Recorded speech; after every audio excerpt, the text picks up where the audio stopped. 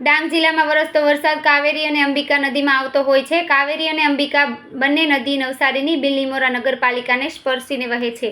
બંને નદીઓ ભયજનક સપાટી વટાવી જતા 40%થી વધુ વિસ્તાર પાણીમાં ગરકાવ થયો હતો, જેને લઈને 1000થી વધુ લોકોને સ્થળાંતરિત કરવાની આવશ્યકતા ઊભી થઈ હતી.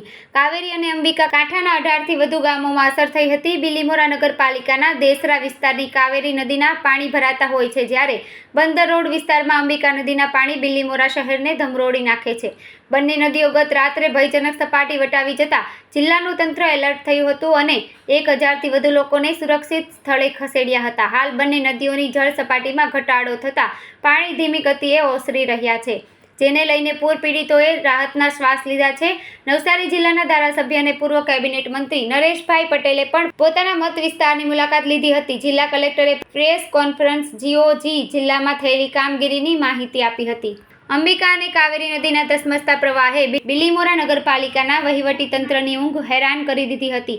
રાત્રિ દરમિયાન શરૂ થયેલા પાણી ભરવાની શરૂઆત 12 કલાક સુધી યથાવત રહી હતી. બિલીમોરા નગરપાલિકા તંત્ર કામગીરીમાં જોતા રહ્યું હતું, જ્યારે એસડીઆરએફ ટીમોને સ્ટેન્ડ બાય રાખવામાં આવી હતી. અંબિકા અને કાવેરી નદીની જળ સપાટીમાં હાલ ઘટાડો થઈ રહ્યો છે.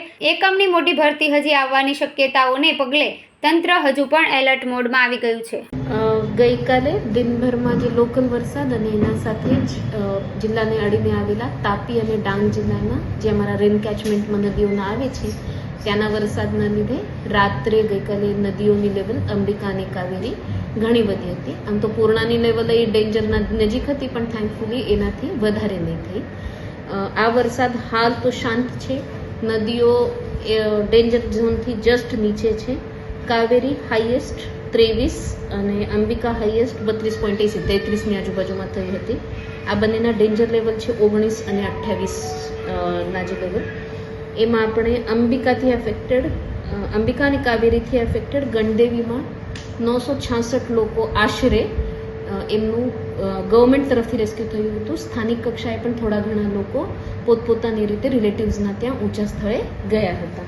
કાવેરીથી એફેક્ટેડ ચીખલીમાં 5 ગામમાંથી 291 જેટલા લોકોને આપણે ગઈકાલે ઇવેક્યુએટ કરેલું હતું. આ બધું પ્રિકોશનરી ઇવેક્યુએશન હતું, એટલે પહેલેથી જાણ કરીને લોકોને જેમ જેમ પાણી ભરાય તેમ તેમ બહાર કાઢવામાં આવ્યું હતું. ડેન્જર કે SOS કોલ હોય છે કે અમને અહીંથી છોડાવો, આ રીતનું નહીં આવ્યું.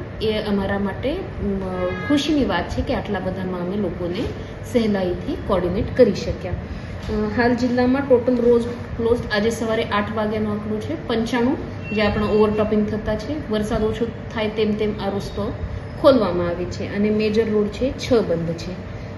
જે લોકો રેનથી એફેક્ટેડ છે, ભલે શેલ્ટર હોમમાં રહેતા હોય કે હાલ પોતાના ઘરે પાછા જતા રહ્યા હોય, આ બધા લોકો માટે આપણે ફૂડ અને મેડિકલ ટીમ દર વખતે પડખે હોય જ છે.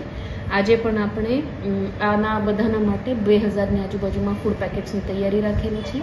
એમાં આપણને લોકલી NGOs જેમ કે જલારામ ટ્રસ્ટ છે, નવનાથ આશ્રમ છે અને વિલેજ લેવલ પર સરપંચો, આ રીતની આપણી વ્યવસ્થા હોય છે.